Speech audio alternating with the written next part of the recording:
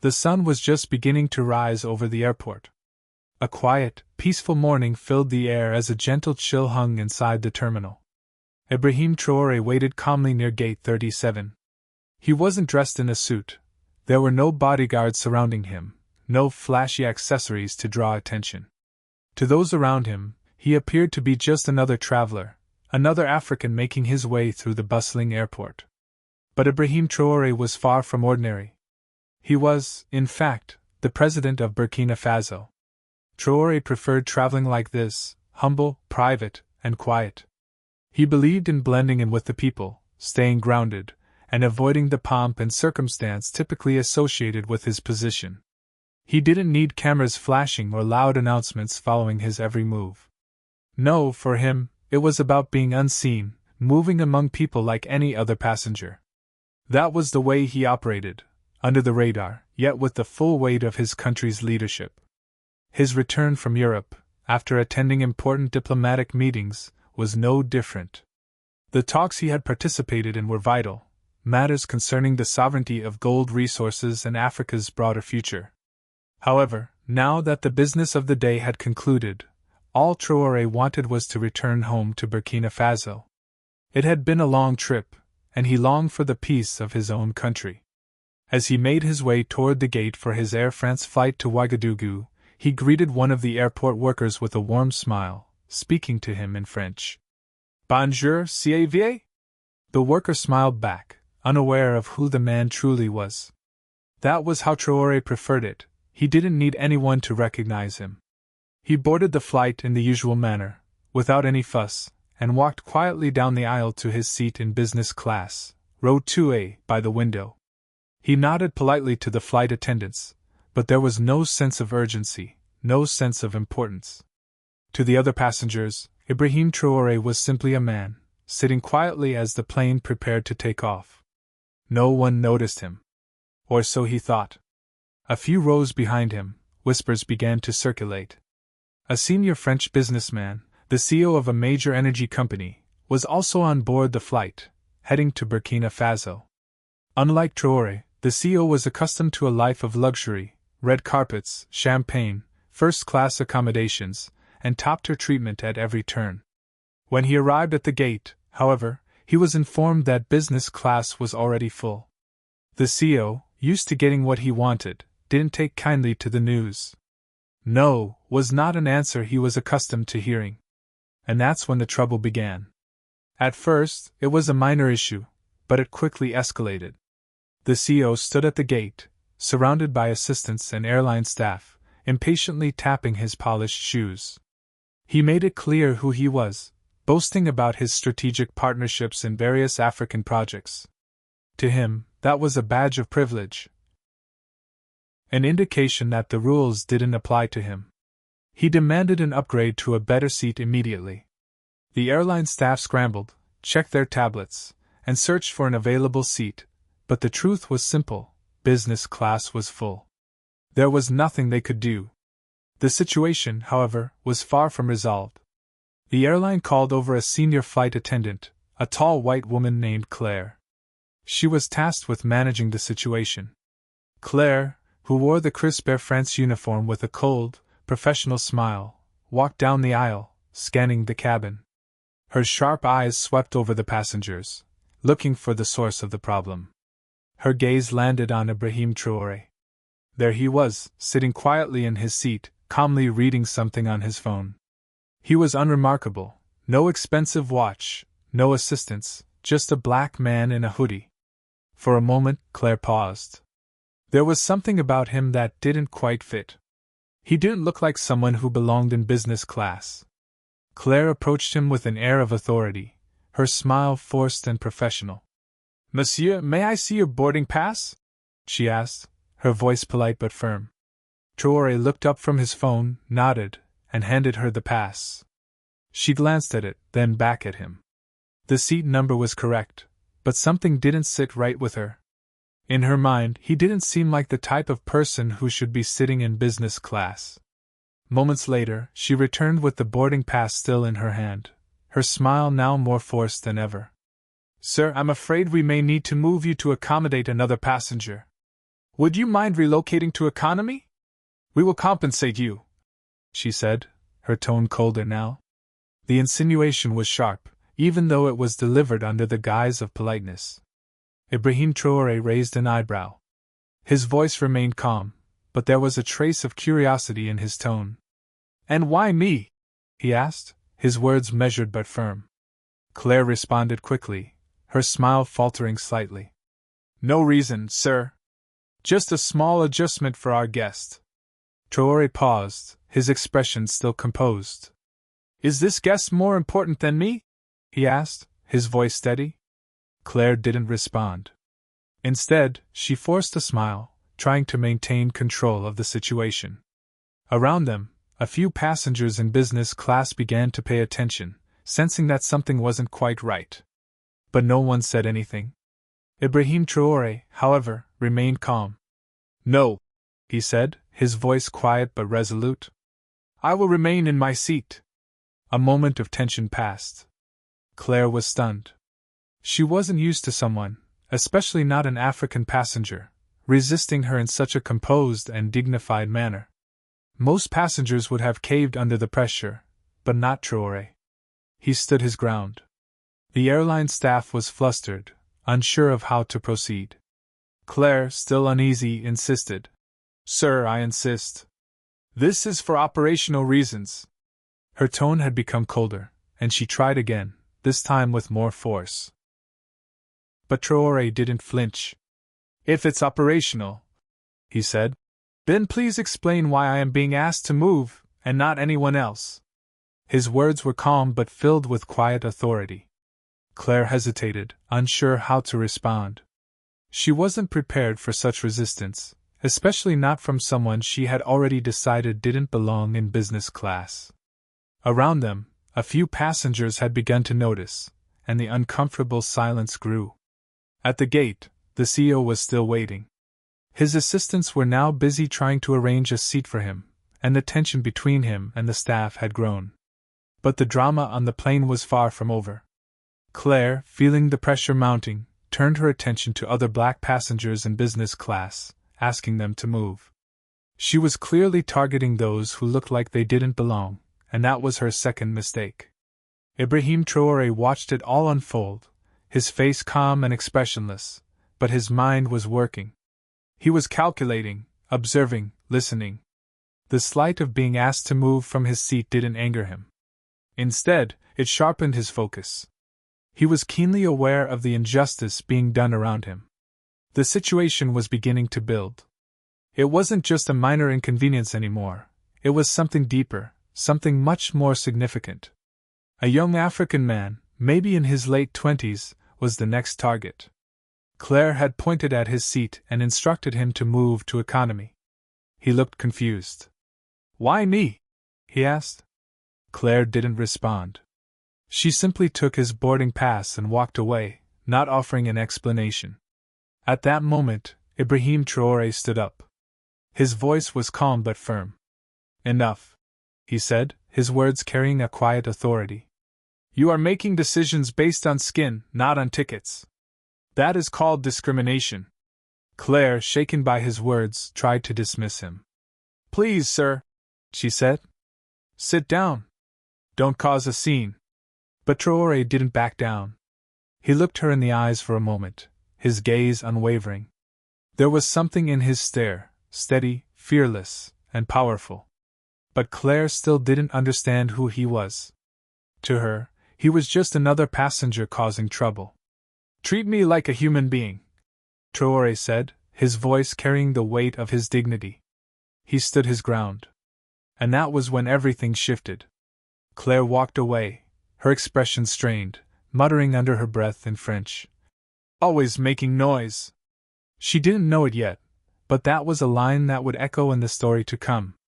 As the flight continued its journey, the unease within the cabin was palpable. Claire walked away from Ibrahim Traore, clearly shaken, but her job wasn't over. She needed to maintain control, even though the situation was beginning to spiral out of her grasp. The CEO, now on board, was settled comfortably in business class, as expected. Air France's crew, attentive and courteous, lavished him with the kind of treatment he was accustomed to. Champagne, warm towels, and the kind of deference one would expect from a high-ranking VIP. His arrogance was evident in the way he spoke, throwing around the importance of his strategic partnerships in Africa with a smug smile. Claire, eager to please, leaned in when he spoke, laughing at his jokes and asking about his big projects in Africa. Burkina Faso is lucky to have us, the CEO remarked. We're bringing order to chaos. Claire nodded along, her eyes sparkling with admiration. She didn't even glance in Ibrahim Traoré's direction as she continued her conversation with the CEO. The man, sitting just 2 rows away from her, remained calm, his mind clearly focused on something else. The passengers around him were becoming more aware of the tension in the air, but no one said anything. Ibrahim Traoré had made it clear that he didn't want attention, and no one was about to break the silence. A nurse from Africa, returning home to Bobo Dioulasso, had noticed everything. She shook her head and whispered to her neighbor, "That's our president. They don't even know who they're humiliating." Her neighbor's eyes widened in disbelief, but still, no one spoke out. The truth was clear: Traoré didn't need anyone to fight his battles for him. He would make sure that justice was done in his own way. The plane's lights dimmed as passengers settled in for the long haul, many of them drifting into sleep. Ibrahim Traoré, however, remained wide awake. He sat by the window, gazing out at the clouds. He wasn't angry, his patience was unshakable. He had dealt with this sort of discrimination before, but now he understood that it was no longer just about him. It was about something much bigger. The quiet man in a hoodie, the flight attendant with prejudice, and the powerful CEO were all part of a much larger story. A story of dignity, respect, and power. As the plane began its descent into Ouagadougou, the atmosphere inside the cabin began to shift. The captain made the usual announcements in both French and English, but this time there was a sense of tension in the air. The passengers stretched and fastened their seatbelts, preparing for landing. Outside, the golden sun bathed the red soil of Burkina Faso in a warm glow, a stark contrast to the cold, impersonal atmosphere inside the cabin. But what no one on the plane could see just yet was the powerful convoy waiting for them on the tarmac. Rows of black SUVs, military vehicles, and a presidential escort had already lined up, preparing for the arrival of the country's leader. The foreign passengers on board began to whisper to one another, unsure of what was happening. "Are we landing in a war zone?" one passenger asked nervously. No, another responded. "That's military protocol. Maybe someone important is arriving." The CEO, still sure that the attention was meant for him, smirked. "Must be for me," he said, chuckling to Claire. She laughed along, oblivious to the truth, already preparing to walk the CEO out of the plane ahead of the other passengers. She had even planned to personally escort him to the terminal, ensuring he received the VIP treatment he so clearly expected. But before anyone could step off the plane, the atmosphere changed. The passengers looked out the windows, and their jaws dropped. They saw a sight that none of them had expected: presidential guards lined up in full uniform, standing at attention, weapons at their sides. Behind them, Burkina Faso's top ministers stood motionless in the heat. The Minister of Defense, the Foreign Minister, the Head of Security, all waiting for one person. The sight was breathtaking. It was an image of power, dignity, and leadership. Claire, who had not yet fully processed what was happening, peeked out the window. Her breath caught in her throat. "What is this?" she whispered, her voice trembling. The CEO stood up, smoothing his suit with confidence. "Clearly, this is for me," he said. "I told you, I'm involved in big projects here." He walked toward the door with an air of arrogance, certain that the grand reception outside was a tribute to his own importance. But as the plane came to a stop, it became clear that this was not the case. A tall officer in a black beret entered the aircraft, his boots echoing on the floor as he made his way down the aisle. He scanned the cabin, stopping at seat 2A. He raised his hand to his forehead in a sharp, perfect salute. "Moura President," the officer said. "Welcome home." The entire cabin went silent. It was as if time had stopped. Claire's face went pale as her eyes darted between the officer and the man she had dismissed earlier. Her hands began to tremble as the realization dawned on her. The man she had disrespected was no ordinary passenger. He was the president of Burkina Faso. Ibrahim Traore stood slowly, his movements calm and dignified. He did not say a word, but his presence filled the cabin. The CO, who had been so confident moments before, now stammered. "President?" he whispered, his mouth slightly open in disbelief. Traoré turned to him and gave a simple nod, acknowledging him without the need for further words. He had said all that was necessary with his silence. Another officer entered the plane, his voice cold and authoritative. "We have instructions," he said, his gaze shifting to Claire and the CEO. "You two will come with us immediately." Claire, still in shock, whispered, "Wait, what? Why me?" The officer's response was blunt. "You are being detained for questioning. You have publicly disrespected the head of state on national soil. That is a serious offense."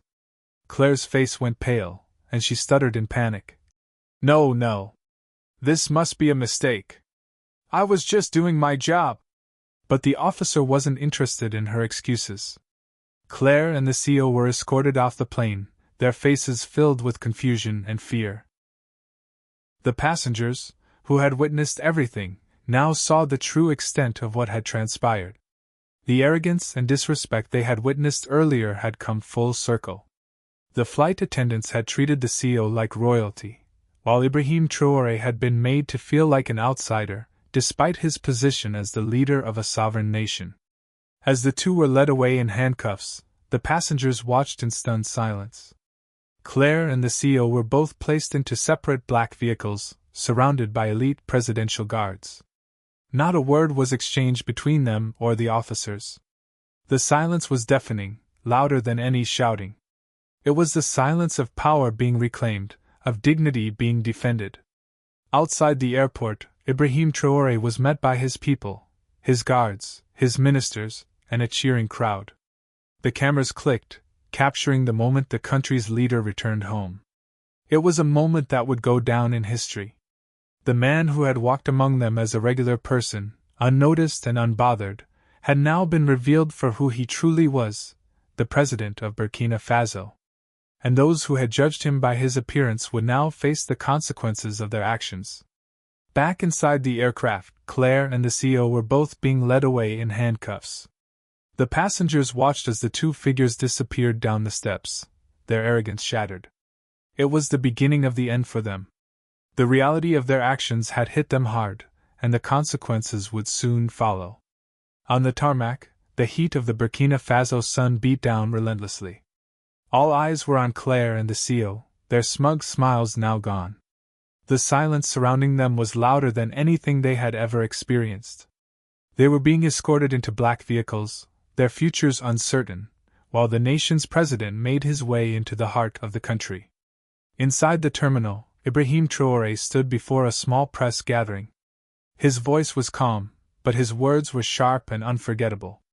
"In Burkina Faso, we don't look at a man's skin to measure his worth," he said. "We don't bow to money or old colonial habits. We respect dignity, humanity, and our people. That is the new Africa."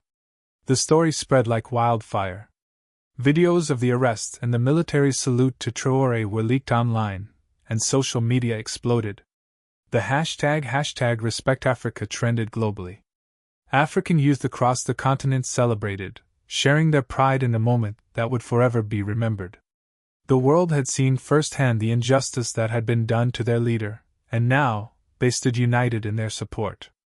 The Ministry of Justice in Burkina Faso soon formally charged Claire and the CO with public insult and discrimination toward the head of state.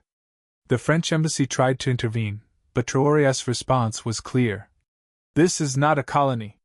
This is a sovereign nation, and they will face justice just like anyone else." Air France, scrambling to manage the fallout, issued a clumsy public apology. But it was too little, too late. Burkinabe citizens began calling for a boycott of the airline, and soon, Other African nations followed suit. Claire, now locked in a detention center, broke down in tears during questioning. "I didn't know who he was," she sobbed. "I was just following procedures." The investigator, unimpressed by her sobs, replied coldly, "You didn't need to know who he was. You just needed to treat him like a human being." The CEO, facing potential legal action in both Burkina Faso and France, attempted to use his influence to escape the consequences of his actions. But the court ruled unequivocally, no immunity, no special treatment. Justice would be served.